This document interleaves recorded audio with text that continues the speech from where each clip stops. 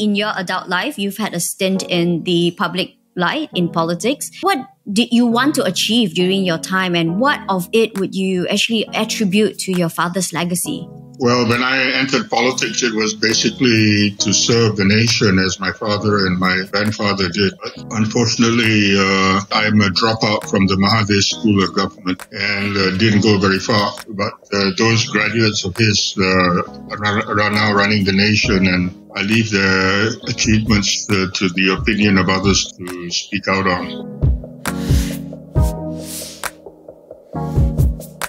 Hi, I'm Yin from Yin Homes. As a person who grew up in this area, I'm interested in all things TTDI, its memories, the issues, and most importantly, the community.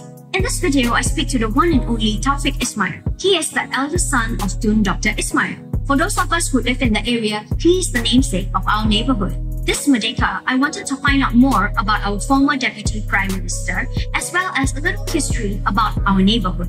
Don't forget to click the subscribe button or hit like if you're enjoying this. Let's get straight to it. I'm the eldest son of the guy that the Taman is named after. I was born in Johor Bahru, and then my dad was sent as ambassador to the US. So I was in the US a couple of years. And then when he became a federal minister, he moved to KL from JB. A lot of the memories are linked to the names of the roads in Taman Tun Dr Ismail. I think this is the only township that commemorates the names of all the founders of the nation. One of the main roads in Taman Tun Dr Ismail, which is Sulaiman, was named after my uncle, Sulaiman Rahman. So it brings back a lot of memories about the early cabinet of Tunku Abdul Rahman.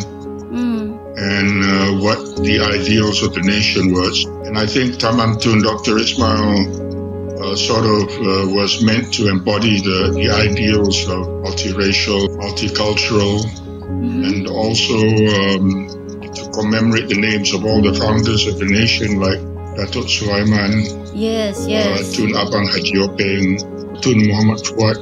There's also the fact that because we're a multiracial country, we don't ignore the other great men of the nation like Athinahapan, Leong Yew Koh, and also the people who are not necessarily with the government but also in opposition, like Burhanuddin Helmi. It's supposed to embody and commemorate the achievements. I'm very proud to live here in Taman Tun. We talked about this slightly earlier, and I just want to maybe go into it as how this area came to be known as Taman Tun Dr Ismail. Was this something that generated momentum after his passing, and what do you remember or know of how this came about? Well, I recall Datuk Banda at that time, Datuk Tan Sri Yaakob Latif, who incidentally is an old friend and someone who admired my dad very much, approached my mom and asked her for permission to name this area after my late father. He got her consent, and that's how the name came about. At that time, the city of Kuala Lumpur had an investment together with Lian. How did your family react to the naming? I mean, they came to ask permission from your mom, right? What did that mean to you specifically? That made us very proud and very humble. People would actually go to the trouble of naming something after my father. We didn't realize how much contribution he had made until time went on, and then we were able to reflect more closely on his achievements. So do you think that in this way they wanted to embody this spirit, right? What do you think that spirit is? With, like you say, they even included oppositions and tried to, have this inclusive idea. What do you think they were trying to show?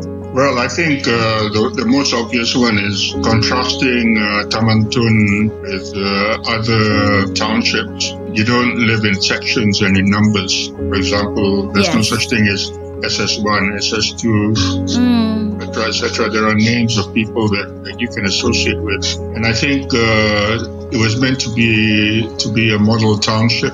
So people could stroll around the neighbourhood with wide pavements, cycle around, carry their children safely find places to park, to shop. It was planned to be something which other townships should emulate. But unfortunately, after Taman Tun was built, property developers became a bit greedy and decided to exploit as much of land that they had. Because of obvious reasons, no other Taman or township seems to have been able to copy Taman Tun Dr Ismail's planning. Yeah, I agree with you, and I think that it's not just, I think the town planning is also reflective of the community here, right? Even though I think TTDI has no doubt gone through so much change over the last 40 odd years, there's huge development and perhaps even gentrification of this place. But I think that we still have this strong spirit of jiranness, the gotong royong kind of community bond, right? That culminates into us coming together to make sure that if your dog does something number 2 on the street, somebody picks it up, all the way to whether it's working with our local MP to stop a major developer from building condominiums where they shouldn't. Do you think that's the case? And what do you put this spirit down to? I'm quite proud of the fact that the residents of Taman Tun have taken the initiative to make ties closer between people living in here. Yes. For example, there is a version of Monopoly called Taman Tunopoly, which has been on sale, and all of the roads are named after roads in Taman Tun. For example, there's the Zaaba area.